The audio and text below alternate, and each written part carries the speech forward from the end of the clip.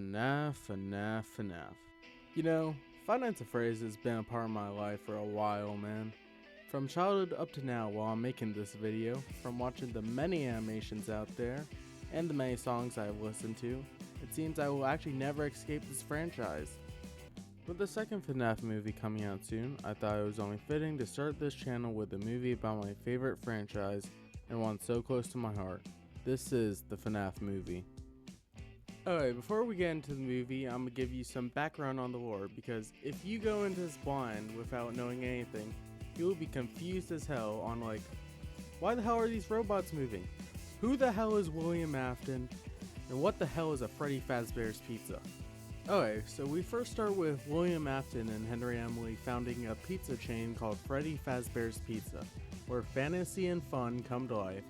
But we soon learned that, this place is a little more dark than we thought. So it ends up kids are dying here at Freddy Fazbear's Pizza, and the cause of this is William Afton, who's dressing up in a spring Bonnie suit, taking kids to the back room, murdering them, and stuffing their bodies in animatronic suits. The souls of the kids don't just go away, they actually end up possessing the animatronics, and the animatronics that are possessed are Freddy, Bonnie, Chica, Foxy, and Golden Freddy, who's the most vengeful one out of the group. So yeah, that's the summary, but a little warning, the movie does divert from the original lore a tiny bit, and I will talk about it during the video, but without further ado, let's get into the actual movie.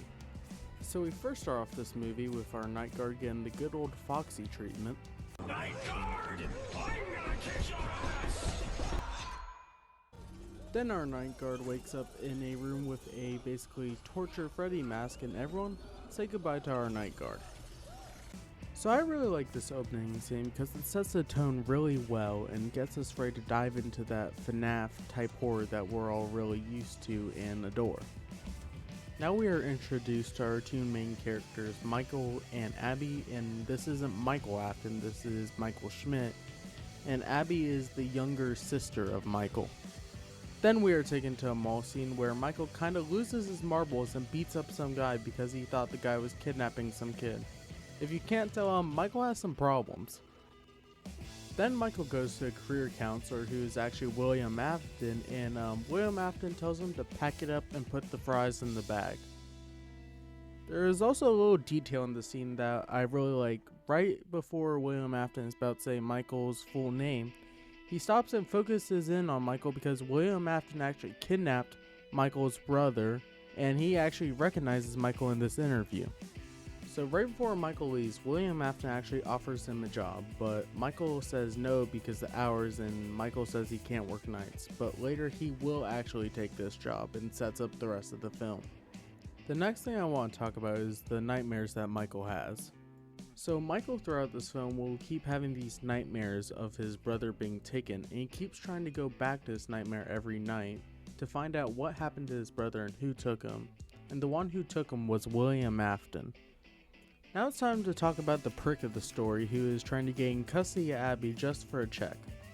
If you can't tell, I really don't like this woman. Now with all that out of the way, it's time to move on to night one. So night one is pretty basic, just like the game. So we see a training video, then we get our first jump scare from Balloon Boy of all people. Then Michael falls asleep about 3 AM and has another nightmare sequence, but this time the souls of the children that are killed inside Freddy Fazbear's Pizza are there. And that's about it for night one. Congratulations, Mike. Then we are taking the Sparkies, where we get my favorite cameo of the whole movie. Well, that's no fun. You do realize that lunch is the most important meal of the day. Thought it was breakfast.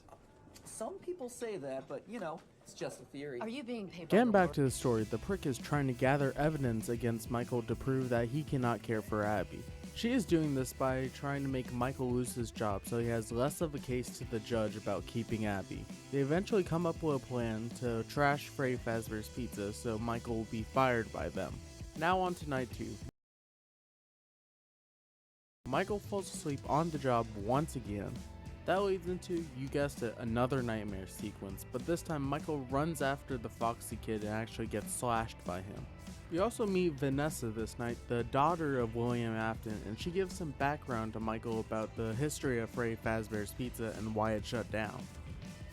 That's basically all for night 2. After Michael leaves, the people that were working with the prick show up to trash the place, and yeah, it doesn't go very well.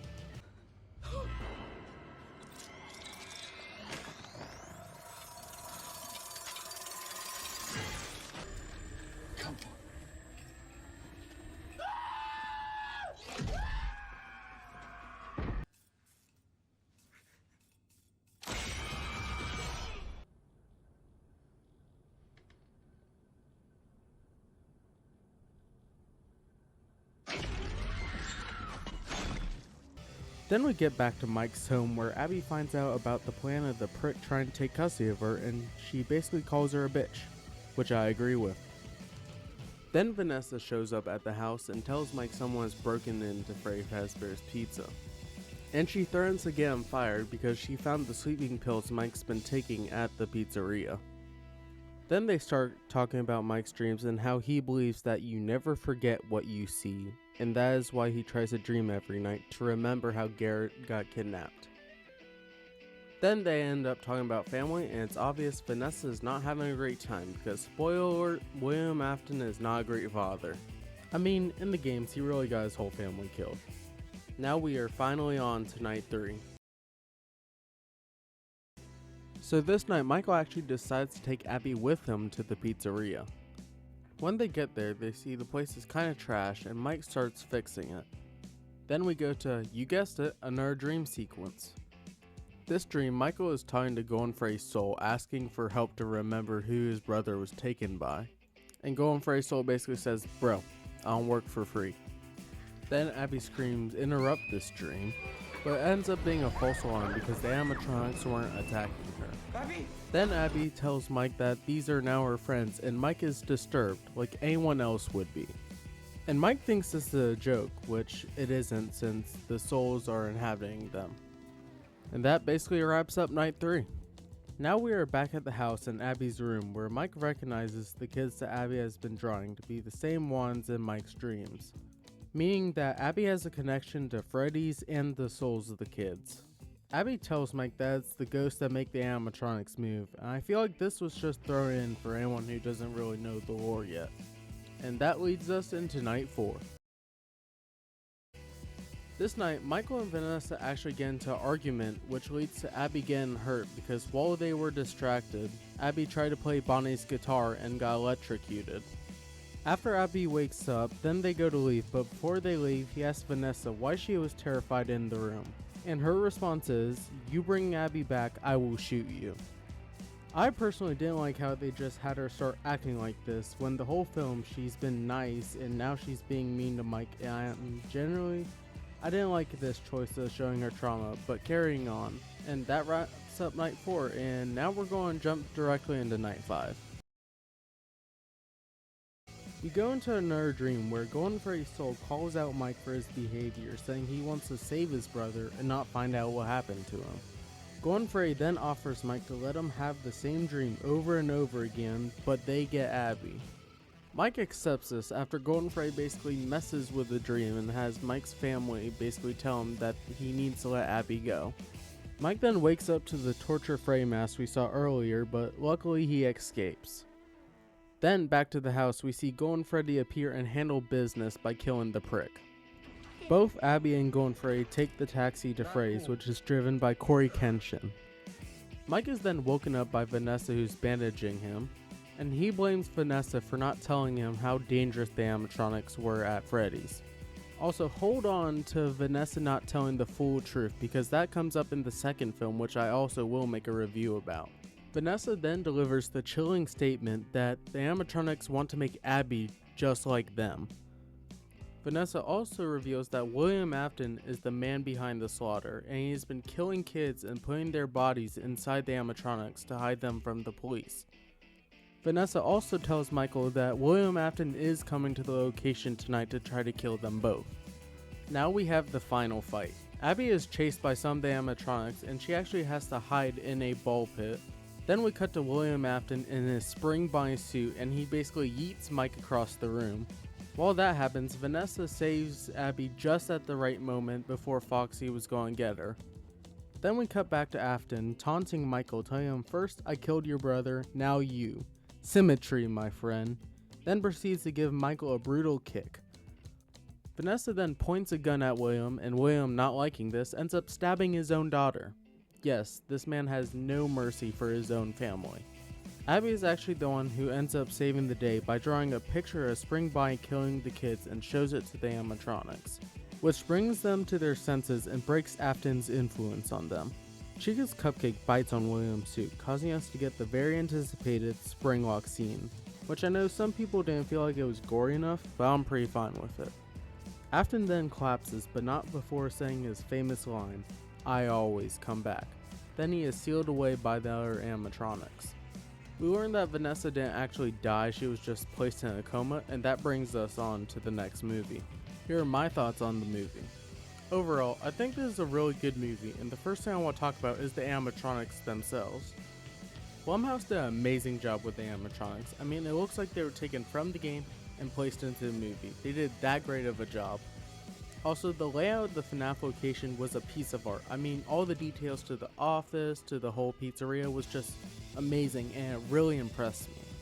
Like, I could immediately look at the office and tell, yeah, that's the FNAF 1 office. Like, the attention to detail and how accurate they got to the games is really nice. Also, the sound design was exceptional, and it really immerses you into the movie, just like how the games use sound to immerse you into the game. Now on to the plot. So I think this is a pretty solid plot. It's not going to like wow you, but it's like not overly terrible. Like, it gets the message across in a way the audience can actually understand, and yeah.